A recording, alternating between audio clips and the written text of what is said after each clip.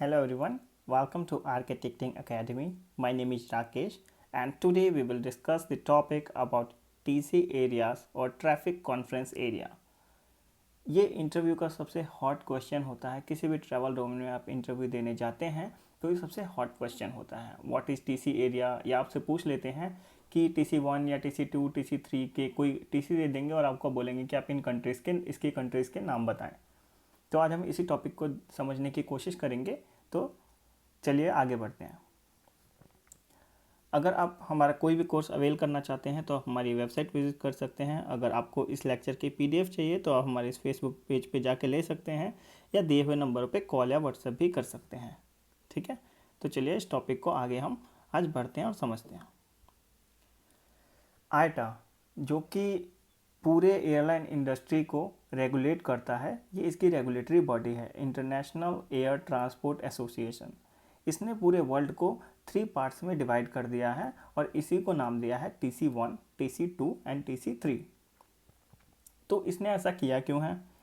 इसने ऐसा इसलिए किया है ताकि पैसेंजर्स की कन्वीनियंट हो सके और इसमें इस TC एरिया को डिवाइड करने की वजह से ही जो ग्लोबल इंडिकेटर्स हैं वो बने हैं और इनका बहुत ही इम्पोर्टेंट रोल होता है जब भी कोई फेयर बनता है।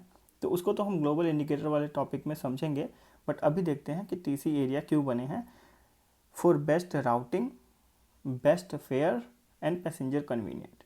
ये तीन, अगर आप इन तीनों पॉइंट्स को अपने आंसर में मेंशन करते हैं तो कोई भी इंटरव्यूअर आपको या आपके आंसर को बहुत अच्छा ही समझेगा। ठीक है, तो चलिए देखते हैं कि TC एरिया को कैसे बांटा गया। तो ये है आपके सामने वर्ल्ड मैप जिसको आप देख सकते हैं। तो इसको आईटा ने 3 पार्ट्स में डिवाइड किया है। अब मैं आपको समझाता हूँ कि कैसे किया। ये है आपका नॉर्थ पोल। नॉर्थ पोल से एक ये लाइन आ गई, ये आपकी दूसरी लाइन आ गई। ठीक है, तो आईटा ने इसको बनाया है TC1, इसको बनाया है TC2 और इसको बनाया है TC3। ठीक है, लेफ़्ट से राइट की तरफ, जैसा कि आमतौर पर हम कोई भी लैंग्वेज लिखते हैं तो आईटा ने इसको ऐसे ही डिवाइड किया है। ठीक है, ये पूरा एरिया आपका TC1, ये हो गया आपका TC2 और ये हो गया आपका TC3। तो देखते हैं TC1 में कौन कौन सी कंट्रीज आती हैं, TC2 में कौन कौन सी कंट्री आती है और TC3 में कौन कौन सी कंट्री आती है। तो ये आपका TC1 में आपका आता है north America, central America, south America और कैरेबियन एरियाज। नॉर्थ अमेरिका की कंट्रीज जैसे कि आपका कनाडा हो गया, US हो गया, मैक्सिको हो गया, इंक्लूडिंग ग्रीनलैंड, ऊपर ग्रीनलैंड भी है, वो भी इसके अंदर ही आता है। उसके बाद आता है आपका सेंट्रल अमेरिका, जिसमें आपका एल सल्वाडोर हो गया, कोस्टा रिका, ब्राज़ील, ये सारी कंट्रीज आपके सेंट्रल अमेरिका में आ गई। फिर आप आते हैं कैरेबियन एरियाज। कैरेबियन एरिया में आपके जितने भी आइलैंड हैं छोटे छोटे, ये मैं आपको आगे मैप में फिर से समझाऊंगा। जो कैरेबियन आइलैंड्स हैं जैसे बहामास, बरमूडा, फ्रेंच गुयाना, ये सारे जितने भी हैं ये सारे आपके TC1 में ही आते हैं। फिर साउथ अमेरिका की कंट्रीज़ आ गई जैसे कि अर्जेंटीना, बोलिविया, ब्राज़ील, चिले, एक्वाडोर, पनामा, ये जितनी भी कंट्रीज़ हैं ये सारी आपकी साउथ अमेरिका में आ गई। ठीक है, तो अब देखते हैं TC2 में फिर कौन कौन सी कंट्रीज़ आती हैं। तो TC2 या ट्रैफिक कॉन्फ्रेंस एरिया 2 में जो है वो आपका आता है Europe, Africa and middle east. तो यूरोप की सारी कंट्रीज़ जैसे आपकी ऑस्ट्रिया हो गई, UK हो गया, यूनाइटेड किंगडम, ट्यूनेशिया हो गया आपका, स्वीडन, स्पेन, टर्की TC2 में आता है। मतलब इसका ये है कि इसका 97% पार्ट TC2 में है और 3% पार्ट सिर्फ आपका TC1 में पड़ता है। तो इसको हम TC2 ही कंसिडर करते हैं हमेशा। ठीक है, आइसलैंड हो गया और रशिया का कुछ पार्ट भी आता है TC2 में। आपको बहुत ध्यान रखना होगा, रशिया एक ऐसी कंट्री है जो TC2 में भी आती है, TC3 में भी आती है। ठीक है, तो चलिए देखते हैं। फिर आता है आपका अफ्रीका। अफ्रीका की सारी कंट्रीज़, जैसे कौन कौन सी कंट्री आती है अफ्रीका में, नाइजीरिया, केन्या, इथोपिया, लीबिया, जितनी भी कंट्री हैं अफ्रीका की ये सारी भी TC2 में ही आती हैं। फिर आपका मिडिल ईस्ट में आ गया आपका इज़राइल, ईरान, इजिप्ट और आपका आ गया Saudi Arabia, UAE, United Arab Emirates, Qatar, Kuwait. हाँ, कुवैत की एक खासियत है, वो आप बताना चाहेंगे? अगर आपको पता है तो आप इसको कमेंट सेक्शन में लिख के बताइए, ठीक है।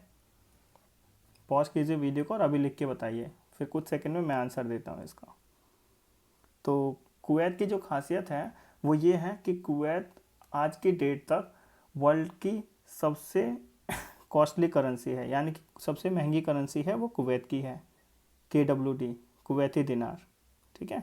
चलिए, TC2 हो गया आपका कवर, TC3 पे चलते हैं। तो TC3 में जो आता है वो आता है आपका एशिया, जापान एंड कोरिया और आपका साउथ वेस्ट पैसिफिक का आसपास जितनी भी कंट्रीज हैं वो सारी। अब समझाते हैं कैसे। देखिए, साउथ ईस्ट एशिया जिसमें कि जैसे आपका ब्रुनेई हो गया, चाइना हो गया, ताइपी, हांगकांग, थाईलैंड हो गया आपका, फिलीपींस, रशिया। रशिया का जो ईस्ट वाला पार्ट है वो मैंने आपको बताया था अभी कि रशिया का कुछ पार्ट TC2 में आता है और कुछ पार्ट TC3 में। तो वेस्ट वाला पार्ट जो है वो TC2 में आता है और ईस्ट वाला पार्ट TC3 में आता है। अब देखते हैं इंडिया और उसके आसपास की कंट्रीज, जैसे इंडिया हो गया, पाकिस्तान, नेपाल, श्रीलंका, अफ़गानिस्तान, ये सारी कंट्रीज़ भी TC3 में आती हैं।